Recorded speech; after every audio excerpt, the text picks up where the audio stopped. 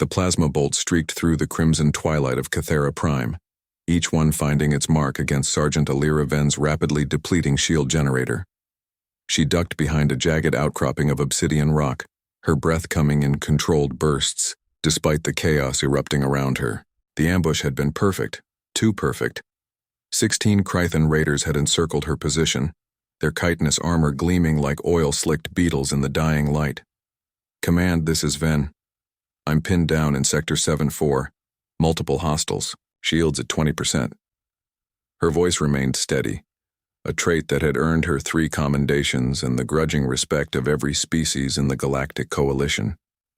Even now, with death circling like vultures, she refused to let fear bleed into her words. Static crackled in response. The comm relay was down, had been for the last hour. She was alone. Alira checked her rifle's charge, 43%. Enough for maybe 24 shots if she made everyone count. The Krythans weren't giving her that luxury.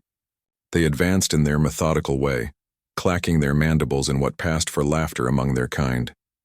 To them, she was already dead.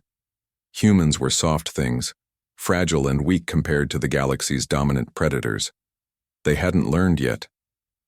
Not really. She rolled from cover, snapped off 3 shots that punched through a raider's carapace and dove behind another rock as return fire scorched the ground where she'd stood. 15 left. Her shield flickered, down to 12%. The heat of Cathther's binary sun still radiated from the stone, baking her back even as she pressed against it.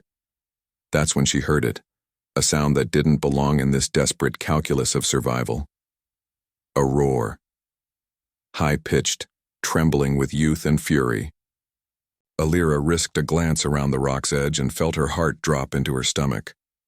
Racing across the ridge, silhouetted against the rust-colored sky, came a pack of Varun cubs. 7 of them, none older than what would be equivalent to 10 human years. Their manes were still soft, their fangs not yet fully grown. They carried weapons too large for their small frames. Pulse rifles pilfered from the Coalition depot, probably, gripped in 4-fingered paws that shook with determination. At their head ran Tarek, the bold one she'd met 3 weeks ago when her unit had first established the forward base. He'd approached her with wide, golden eyes full of questions about Earth, about humanity, about why humans smiled when they were supposed to be afraid. She'd shared her rations with him, synthetic chocolate that the cubs had declared the best, a thing in the galaxy, and told him stories of Earth's oceans, mountains, and the stubborn species that had crawled from them to touch the stars. Now he was charging into a firefight that would kill him in seconds. No! Alira's shout ripped from her throat, but it was drowned by the opening salvo from the cubs' weapons. Their aim was wild, barely controlled, but the surprise was total. 3 Krythans went down immediately, more from shock than accuracy. The raiders pivoted, their tactical formation breaking as they tried to process this new, impossible threat. Children, the humans' protégés, the cubs they'd been ordered to leave alone as part of the Coalition's treaty with the Varun Pride Worlds. Tarek's battle cry was all juvenile bravado and terror. For Sergeant Ven, for humanity. The other cubs echoed him, their voices cracking but unwavering. Alira's mind raced through 1,000 calculations in a heartbeat. She could retreat, use the distraction to fall back to secondary positions. It was the tactically sound decision. It was what any other species would do. Preserve the trained soldier. Let the cubs die as a regrettable casualty of war. But she was human, and humans were famous, or infamous, depending on who you asked. For one particular trait, they didn't leave their people behind. Not their soldiers, not their friends, and certainly not children who'd charged into hell itself because they believed she was worth saving. Cubs. Alpha pattern. She vaulted over the rock, her shield generator screaming a warning as it dropped to 4%. Her rifle barked a steady rhythm, each shot placed with the precision that came from 2 decades of combat experience. She didn't aim to kill, she aimed to corral, to push the Krythans into a tighter formation where their numbers became a liability. Tarek understood immediately. For all his youth, he had the tactical instinct of his warrior species. "Spread wide, like the hunting moons," he yelled to the other cubs, and they fanned out, their wild shots suddenly gaining purpose. The Crithans made their fatal mistake then. They underestimated what they were facing. These weren't soldiers, they were a human and cubs. Easy prey. They had forgotten what the galaxy was slowly learning.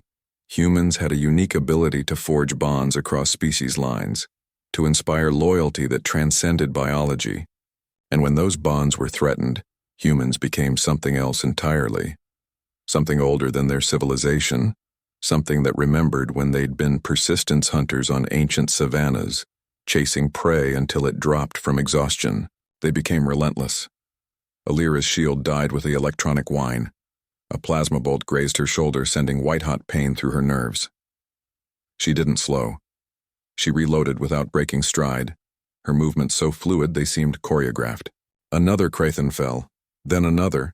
Tarek was at her flank now, his rifle's power cell depleted. He'd drawn a ceremonial blade, barely sharp enough to cut meat, let alone armor. But he held it like he'd wield it against a mountain if necessary.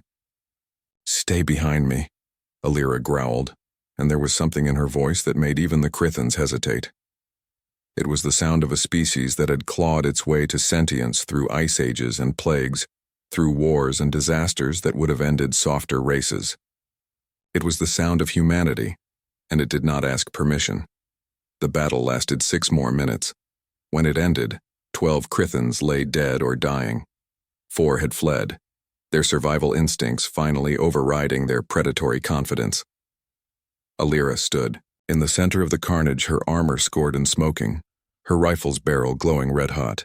Around her, the cubs stood with their weapons lowered, their eyes wide with the realization of what they'd done, what they'd survived. Tarek looked up at her, his young face spattered with mud and worse. "You're bleeding, Sergeant." "I've had worse." She managed a smile, then dropped to one knee so she was at his level. "That was the bravest, most foolish thing I've ever seen. Don't ever do it again."